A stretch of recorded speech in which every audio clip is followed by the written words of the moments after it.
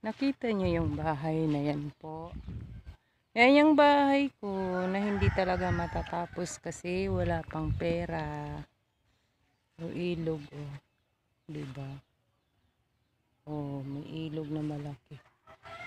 Yung bahay na yan, yan yung amin. Oh, dito kami naglalakad.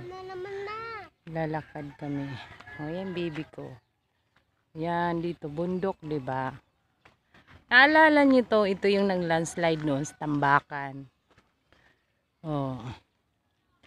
Ito yung Tambakan na nag-landslide, akala mo ilang building. Patayo kasi hindi kaya nag-landslide. Ang daming namatay dito as in lebo-lebo. Ito yung kalsada na lagi namin nilalakad. Bibili kami ng gulay uli. O diba? Wala na si Nanay Jel. Umuwi na. O diba? Ang tataas ng damo. O.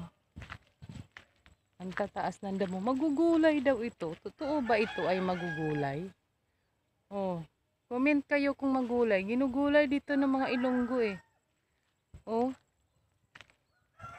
Naano ko to sa Facebook.